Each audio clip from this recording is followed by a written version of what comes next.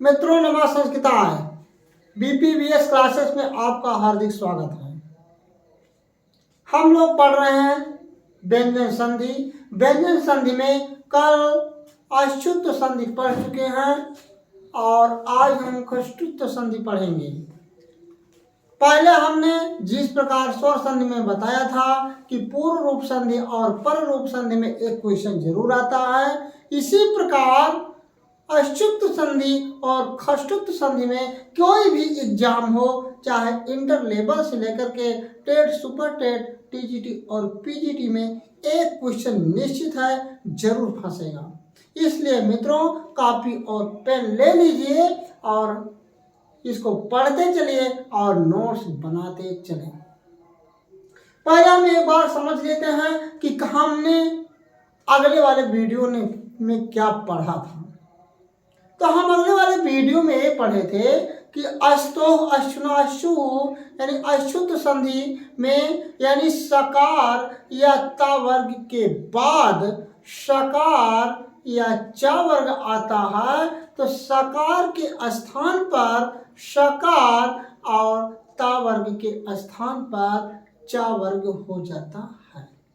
ठीक, इसी प्रकार यह भी उसी प्रकार है जैसे उसमें है, उसी प्रकार इसमें भी है। इसमें क्या है, इसमें सकार या ता वर्ग के बाद यानी खकार या टा वर्ग आए तो सकार के स्थान पर खकार और ता वर्ग के स्थान पर टा वर्ग हो जाता है। ठीक, सेम टू सेम उसी प्रकार है। तो हम लिखेंगे खष्टुत्व संधि।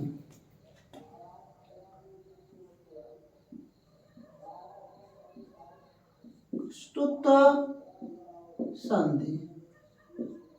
अब इसमें का सूत्र है खष्टुना, आधा खटकोड़ है, टुनाष्टुः। ठीक, खष्टुनाष्टुः। अब इसका मतलब क्या है, जैसे हमने उसमें अस्तोह अश्नुनाशु किए, इसी प्रकार इसमें खष्टुनाष्टुः है। तो परिभाषा हम लिखेंगे सकार या ता वर्ग के बाद खकार या टा वर्ग आए तो यानी सकार के स्थान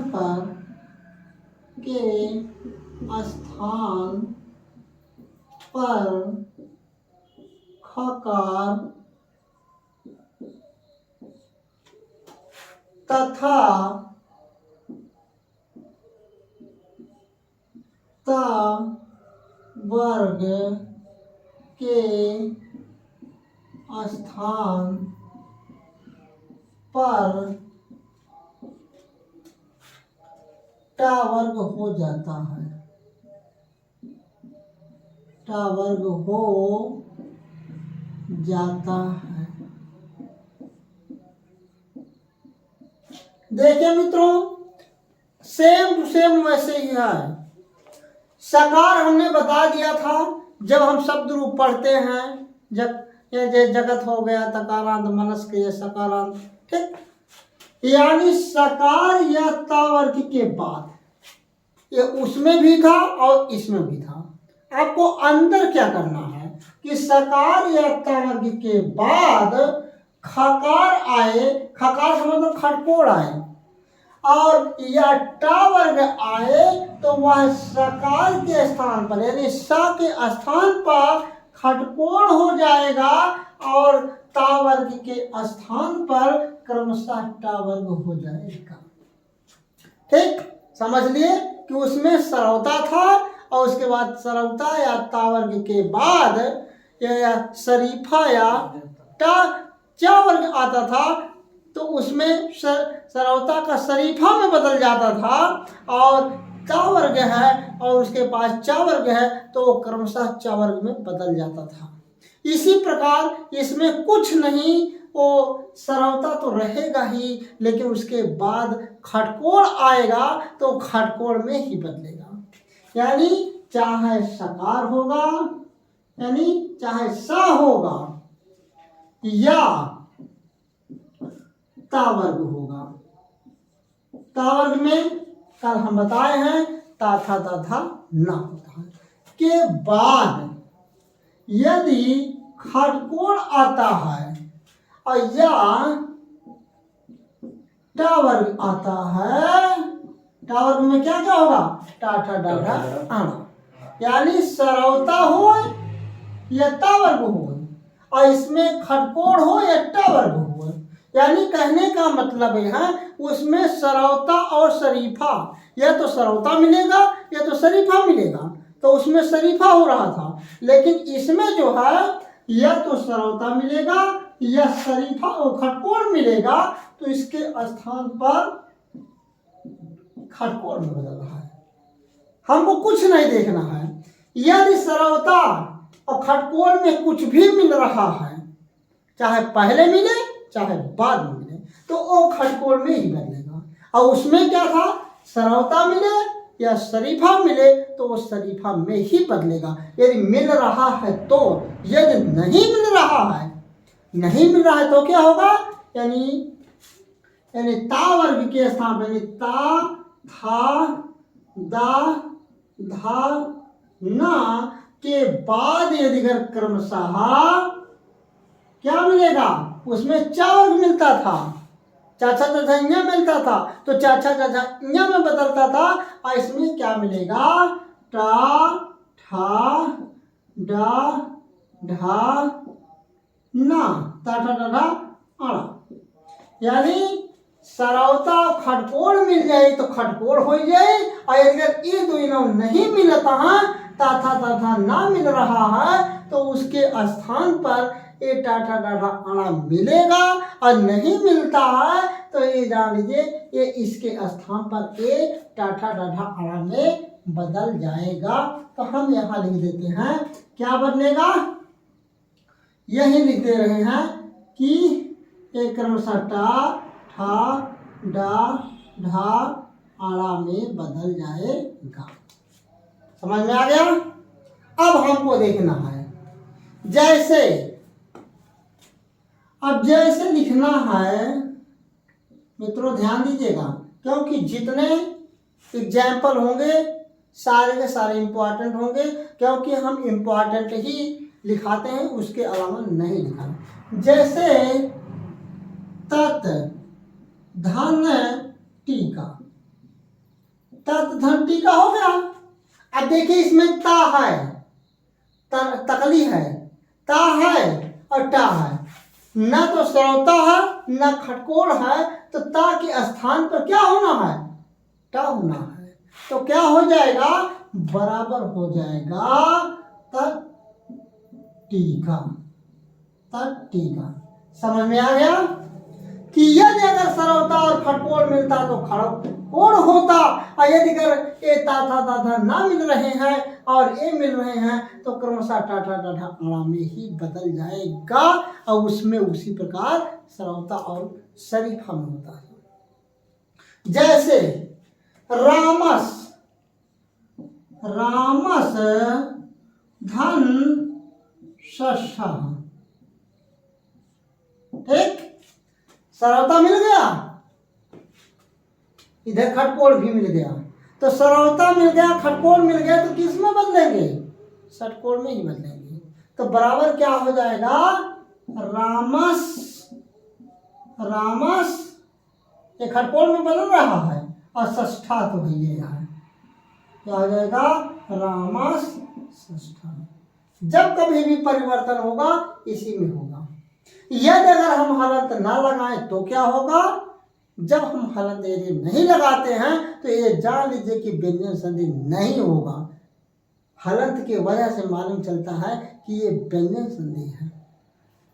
जैसे उद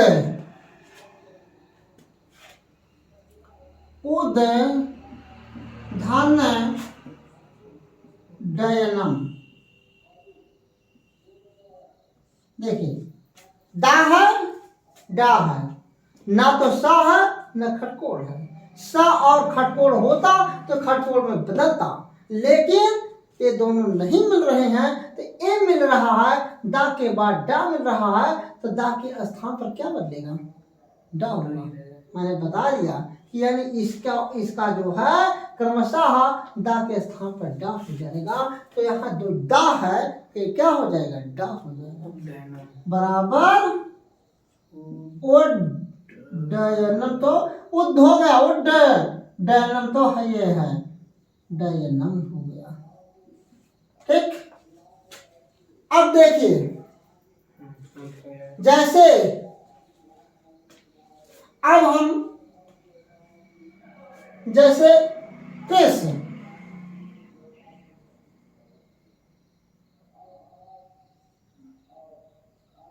मान लो कृष्ण धन न हो गया, श्रौता नहीं है लेकिन खटकोड़ जरूर है। क्या है? खटकोड़ है। तो ये इसके स्थान पर क्या हो जाएगा और इसके स्थान पर क्या हो जाएगा? आड़ा हो जाएगा। तो क्या हो जाएगा? कृष्ण कृष्ण। ठीक, फिर इसी प्रकार देखिए जैसे पेश घंटा, पेश घंटा ता ता हाँ ता पेश धन ता क्या हो जाएगा? ता रहेगा तब ना टा हो बदलेगा। पेश धन ता है ता ता तो क्या हो जाएगा? पेस्ट आ मतलब है बराबर पेश टा हो जाएगा। पेस्ट मित्रों ये संधि जरूर समझ लीजिएगा। अस्तु अस्तुनास्तु और खष्टुनास्तु। दुष्ट के बारे में बताओ। एक एग्जाम्पल और दे दें, जैसे दुस दुस प्लस ता धन ता, दुस धन ता बराबर दुष्ट दुष्ट। इसमें ज्यादातर ए वाला बहुत पूछा जाता है और ए पूछा जाता, ए पूछा जाता है। यानी इसमें 3 एग्जाम्पल इस प्रकार हैं कि यदि अगर इस नियम से पूछा जाएगा तो तट्टिका हो गया, रामष्ठा हो गया, वो डयनम हो गया, 3 जरूर पूछे जाएंगे। इसलिए मित्रों अच्युत संधि और खष्टुत संधि दोनों आप कंपेयर करके पढ़ेंगे तो निश्चित है समझ में आ जाएगा। इसलिए आप लोग ध्यान से पढ़ेंगे। ये वीडियो आज यहीं तक रहेगा मित्रों, फिर हम मिलेंगे, तब तक के लिए नमस्कार।